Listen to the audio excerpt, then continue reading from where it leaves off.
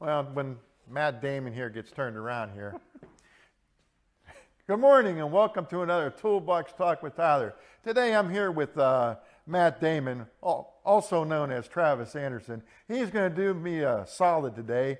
He's going to take the Toolbox Talk and he's going to discuss lockout tagout documentation and the procedures and policies we go through to do the lockout tagout. So without further ado, here's my friend Travis Anderson. All right, so this Toolbox Talk, we're going to talk about some documentation and more specific lockout tagout documentation. We as a company want to make sure that we are keeping our team members safe when we're out doing our work. One part of this system that we have in place to keep our team members safe is to properly fill out our forms when we're doing our work. Filling out these forms is part of helping keeping our team members safe because it keeps their focus at the task at hand and what hazards are out there potentially harming our team members. It's come to our attention that we are not always filling out the forms correctly when we're doing lockout tagout, or sometimes we're not filling out the forms and doing them by memory. For example, if you're doing a lockout tagout to test for voltage, did you get an energized work permit when you were out to test voltage? When you were doing the work, did you fill out a lock sign-out sheet to get a lock and obtain a lock? Was there two people at or above the category that you were doing the work for? Did you call in? If not, those are type of the examples that we've been noticing that we're not always doing. So if we're not doing them, what is the reason why? Because they are in place to keep our team members safe, to keep our family members safe. Maybe it's because we're in a hurry and there's some pressure from the job sites. Maybe it's because we don't know exactly how to fill out the forms correctly and we don't want to ask and think that we don't know what we're doing. We will be rolling out a new lockout tagout form, and that'll be shown here. We'll bring that in. It's going to be rolled out to sites very soon, and your leaders should be talking about that in leader training previously, so they will know about it. Part of the new lockout tagout form has a new upper section that you will need to know some more information when doing the lockout tagout. This is what you are locking out, the voltage, the arc flash rating in cals, when that arc flash test was done, a one-line drawing, and a pre-job.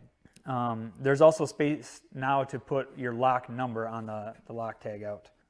So if you're doing a verification of voltage when doing a lockout tagout only and no other type of energized work, you can now use just the lockout tagout form for your energized, using it as a substitute for the energized work permit separately. But this is only for verifying voltage in a lockout tagout, as long as you have the information in the upper section filled out correctly, of course.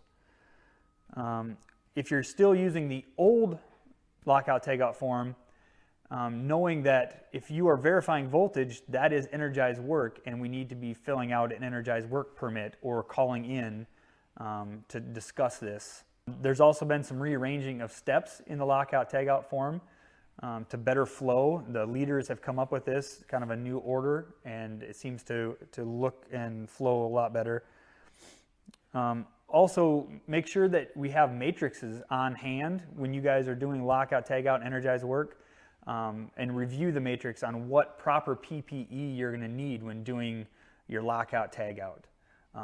There's a gap there of what you think you need to know and what you actually need for doing some lockout tagout, and we're finding that not everybody knows off the top of their head what they need. So have a matrix on hand and review it with your team members so everyone knows what PPE you need to be wearing when you're actually doing the lockout.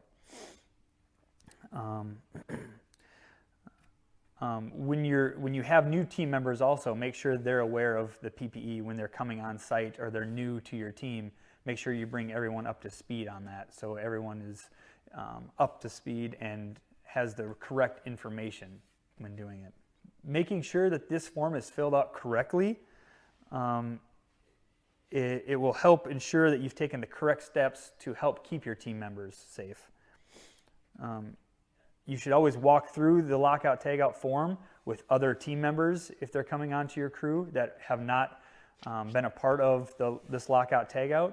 So each lockout tagout, you should bring everyone up to speed. Everyone should know on your team what is locked out and what is not, and what the potentials and hazards are.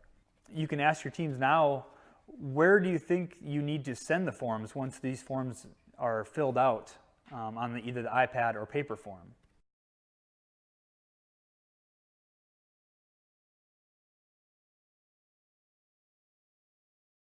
The paper forms need to be filled out, and a copy of them needs to be kept on the job site when you're doing the work per OSHA.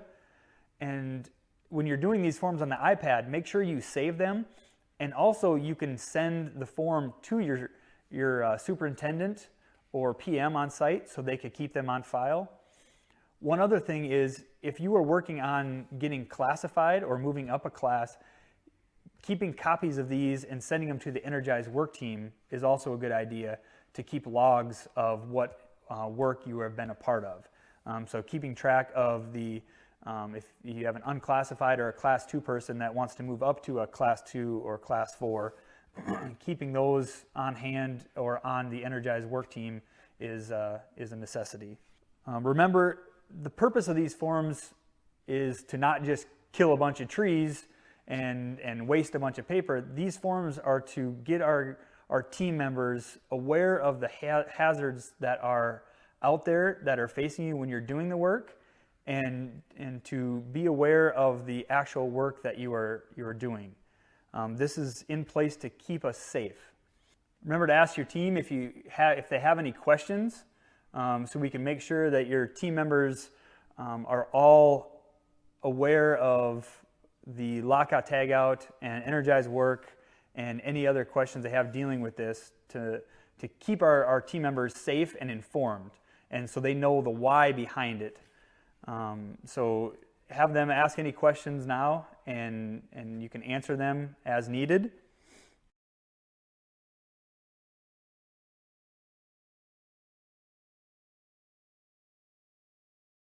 Remember that your safety is the #1 priority. So keeping you and your team members safe is always on the forefront and our #1 priority out there. So going forward, talk to your crews, make sure everyone is staying safe, and have a great and safe week.